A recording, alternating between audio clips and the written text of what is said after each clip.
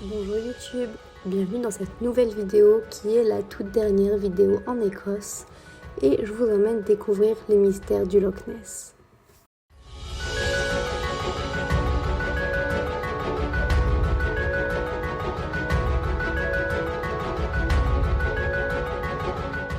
Le Loch Ness, c'est un lac d'eau douce qui se trouve dans les Highlands au nord de l'Écosse. C'est le deuxième plus grand lac d'Écosse avec 56,4 km² pour 272 mètres de profondeur maximale et 39 km de long. Donc autant vous dire que ça fait pas mal de place pour y cacher un monstre et c'est justement de ça dont on va parler aujourd'hui. Le monstre du Loch Ness, plus communément appelé Nessie, est un emblème de la cryptozoologie. La cryptozoologie, c'est quoi? C'est l'étude des créatures dont on ne peut pas réellement prouver l'existence. Par exemple le Yeti, Bigfoot, Chupacabra, toutes les créatures dont on ne peut pas prouver qu'elles existent, on ne peut pas non plus prouver qu'elles n'existent pas.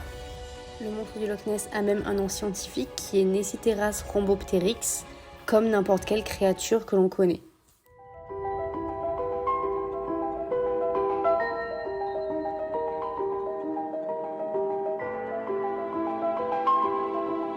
L'Écosse a toujours été connue pour ses histoires de monstres, de fantômes, et c'est en 565 qu'on a la première apparition de Nessie dans les récits d'un moine irlandais. D'après son histoire, le monstre a voulu attaquer un de ses disciples qui traversait le loch à la nage.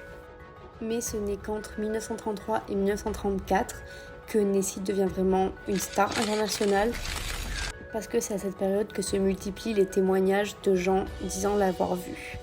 Vous allez me dire pourquoi à partir de 1933 ? Tout simplement parce que c'est à partir de cette date que la route qui fait le tour du loch a été construite. Donc plus de passages, plus de monde. On a donc des centaines et des centaines de témoignages de gens disant avoir vu une créature étrange qui ressemblait à un serpent des mers.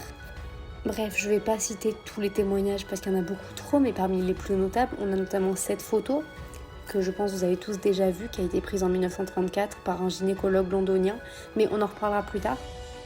On a aussi en 1971 le père Gregory Brussey qui était dans une abbaye sur les bords du loch et qui dit avoir vu une grosse créature s'éloigner en nageant dans le loch.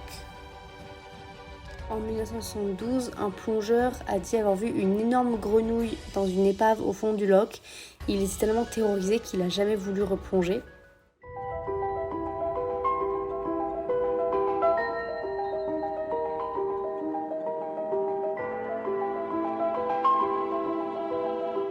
Les premières expéditions ont eu lieu dans les années 1930, mais c'était simplement les gens qui vivaient par là, qui observaient le lac. C'était rien de très encadré par l'État, on va dire. C'est qu'en 1961 qu'est créé le Loch Ness Phenomena Investigation Bureau, où là c'était vraiment un organisme chargé de retrouver le monstre. Le loch a été observé pendant plusieurs mois, il y a eu des expéditions sous-marines, mais ils n'ont rien trouvé de concret à part les échos des sous-marins qui détectaient la présence de grandes masses non identifiées en mouvement au fond du loch. Bref, rien de concret, mais ils ont quand même trouvé des choses assez étranges. Donc maintenant, on va parler de qui est le monstre du Loch Ness, qu'est-ce que ça pourrait être, est-ce qu'il existe vraiment ? C'est parti pour les théories.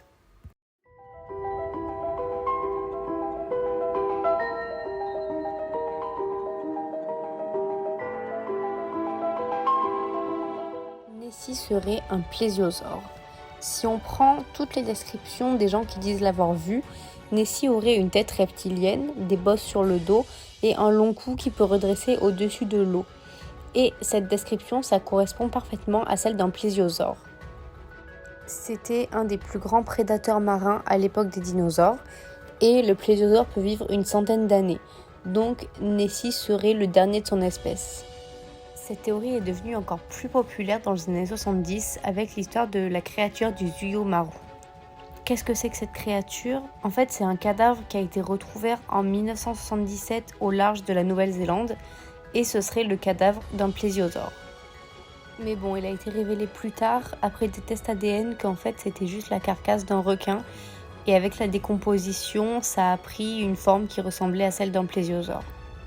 Et en plus de ça, comme je l'ai dit, les gens qui ont vu Nessie ont dit qu'il pouvait relever la tête au-dessus de l'eau et ça c'est physiquement impossible pour un plésiosaure. Et le dernier élément qui réfute cette théorie, c'est le fait qu'un plésiosaure c'est censé peser en moyenne 15 tonnes et il pourrait pas se nourrir dans le loch parce que s'il se nourrit les 15 tonnes, il faut les entretenir et il y aurait plus de poissons dans le loch. Sauf qu'il y a des poissons dans le loch, donc comment est-ce qu'un plésiosaure pourrait s'y nourrir? Et vous vous souvenez de cette photo? Je vous ai dit qu'on en reparlerait plus tard. Vous allez me dire oui, mais là on voit bien qu'il sort la tête de l'eau. Eh bien cette photo c'est un fake, c'est la seule photo qui a été prise de Nessie. Et c'était un trucage, c'était en fait un jouet pour le bain qui a été mis dans le loch et pris en photo comme ça. Donc voilà, désolée, je casse le mythe.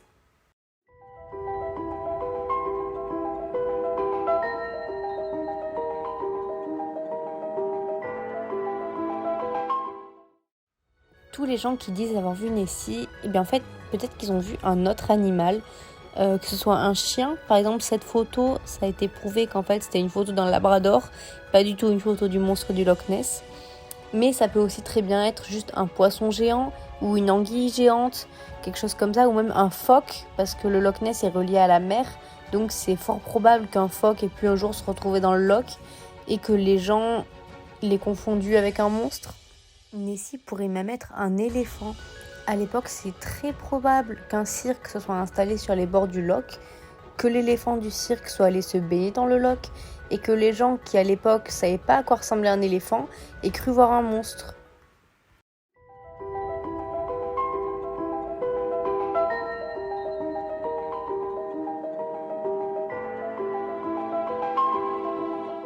Nessie pourrait bien être juste un phénomène naturel de troncs d'arbres qui remontent à la surface.